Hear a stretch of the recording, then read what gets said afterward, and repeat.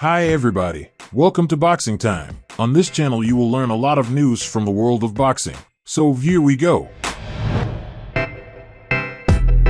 Canelo Alvarez could face Jaime Munguia next May, followed by David Benavidez in September on Showtime PPV. Salvador Rodriguez of ESPN MX is reporting that Canelo is looking at Munguia and Benavidez for his 2 fights next year to complete his 3-fight deal with Showtime. Munguia has been trying to get a fight with Canelo for years, but he's arguably been ignored because his opposition has been so incredibly poor, and he's looked terrible in the fights that he's had. It wouldn't have been sporting if Canelo had faced Munguia during the last 10 years, and it's still not a fair fight. Ideally, Munguia should prove himself against someone like David Morrell Jr. before he's fed to Canelo, because at least the boxing public won't be totally ripped off of their money when they order the Canelo-Munguia fight on Showtime PPV. Of course, Canelo fighting Munguia is a business-level fight to make money.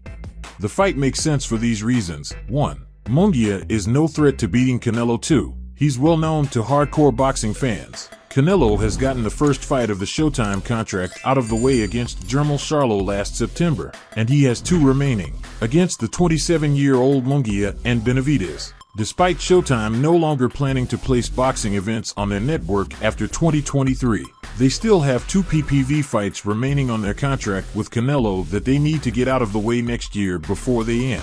Fans would prefer Canelo fight someone good next May instead of Munguia, with his inflated resume filled with tomato cans from top to bottom. Better options for Canelo's next fight: David Morrell, Dmitry Bivol, Artur Beterbiev, and Janibek Alimkhanuly. Munguia has a fight in January against super middleweight contender John Ryder. He must win before proceeding to his long-awaited contest against Canelo in May. Some would argue that Canelo must be really desperate to be looking in the direction of facing Munguia next May, as this is a fighter that he's never shown interest in fighting. Munguia has been matched against mediocre opposition his entire 10-year professional career. It's unclear who Canelo will face if Munguia loses to the 35-year-old Ryder, as he certainly won't give a rematch to the British fighter, whom he defeated last May in Mexico in a bloody fight. Munguia can't be counted on to defeat Ryder, as he looked awful in his recent fight against Sergey Derevianchenko last June, barely beating the washed 37-year-old fighter by a close 12-round unanimous decision. Derevianchenko came into the fight, having lost 4 out of 6 fights. But he was giving Munguia a boxing lesson for 11 rounds until getting dropped in the 12th from a body shot. Although Derevianchenko still appeared to have done enough to deserve the victory, the judges gave it to the A-side fighter Munguia. It's fair to say that if Munguia fights like that again, he'll need the judges to save him against Ryder, because he will get worked over. It might be better if Golden Boy forgets about Ryder and just moves to the 27-year-old Munguia straight into the Canelo fight if possible, because he's not good enough to be counted on to win this fight without help.